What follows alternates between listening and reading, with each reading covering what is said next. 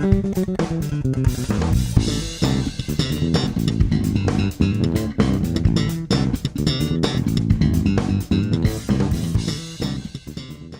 here with Josh Lozada, New York bass artist. Yes, sir. Took a minute out of his busy schedule to sit down with us, talk about his new bass. Bass is Yes. RS5. So, what do you got? This here is the RS5 ash body, maple neck, maple fretboard, 70 spacing pickups with the Aguilar 70s wound pickups and the OBP3 preamp in it. All right, this is the bass you're at, your main bass. This is my main axe. You're touring with. Yeah, this is it. All right, why don't you walk us through a little bit some of the tones that this bass offers you live and in the studio? Let's do it. It may look a little complicated. I get a lot of the what are the space controls happening on here, but this is a standard jazz bass. So volume tone control, right? Active passive switch, and then we can engage the preamp, which is bass mid treble, a 400 and 800 on the mid control. Okay. All right. And the way that I use it most of the time, especially recording wise. Whenever I'm recording, it's usually full on volume, tone control, and I get some great tones. Very familiar to everybody.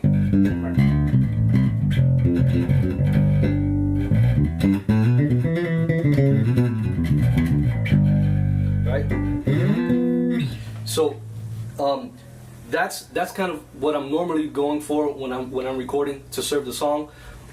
My favorite, and what I'm able to eventually push onto the producer and the engineer. I keep the back pickup full on, and I'll roll off on the front pickup just a hair, just so I can get a little bit more, just a little bit more percussiveness. It sits a lot better in the mix, and it just for me that's the tone that I want to go for.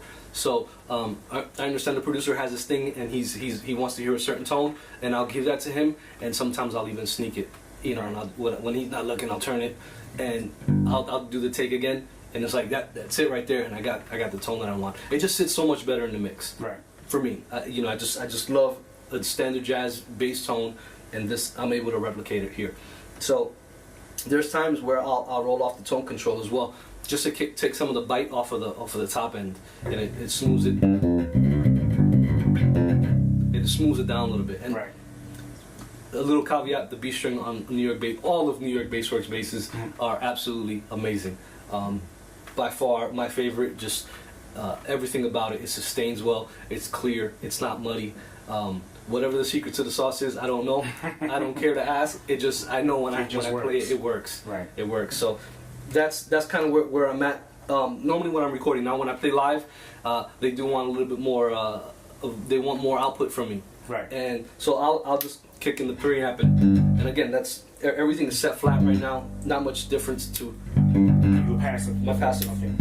Right. So now I'm active. Then what I normally do is I'll boost up the bass some.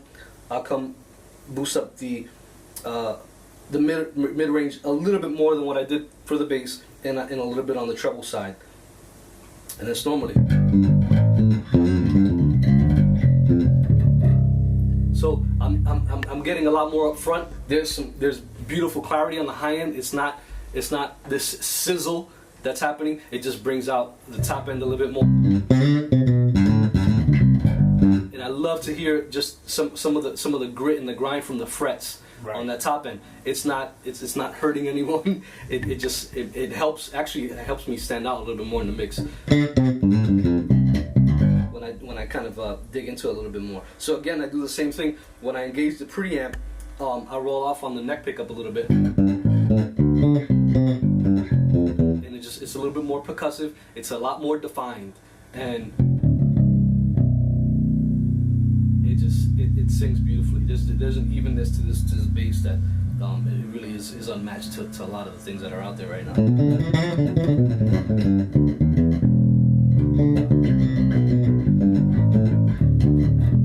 Right, and so that's normally my live mode situation, EQ wise. And if I wanted to slap, some things that I do require some slapping, full on both volume controls. Everything else really stays the same.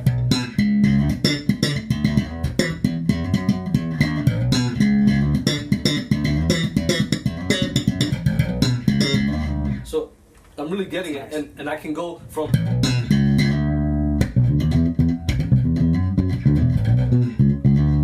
So I'm playing fingerstyle and slapping. There's not this crazy amount of distance of volume, and I don't have to start adjusting controls. I can literally go.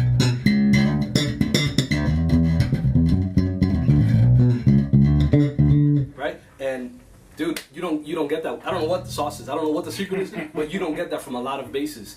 You have to make somewhere, there has to be an adjustment somewhere when you're going from slap to fingerstyle. Right. I have it all right here. Well, I think that secret sauce is the fact that Dave Siegel, the owner and builder, founder of the company, is a professional bass player himself. You know, you can't say enough about having that in your building. Absolutely. Yeah, I agree. He's I'll say it all the time. He's not a furniture maker that decided to go into instruments. This David Siegel is an amazing bass player. He's an amazing bass player. I love to just come sit down and just listen to him play. Fretted bass, fretless bass. It's just his tone, his feel. There's something about getting something made by somebody who knows exactly what you want to hear at the end of the rainbow. That's right. You know what I mean? And when he plays, he plays with a passion, and that passion goes right into the instruments. Oh yeah, I'll bring him instruments. Even my introduction to David Siegel was actually by you, Bees, and it's funny because when I mentioned this bass was hanging on a wall in one of your shops, right? And I was like, man, the thing is gorgeous, but it was too much of a player for me. I wasn't even really playing bass that seriously back then. Yeah, I absolutely love the instrument, but I wasn't doing it on a professional level. Right.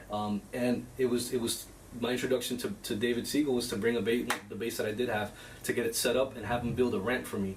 Right. And that introduction changed my life. Right. Pretty much literally. It became a love for the person, David Siegel, and a love for his work, and everything in between. His family, we'd sit down and have meals together. The man taught me how to make a marinara sauce.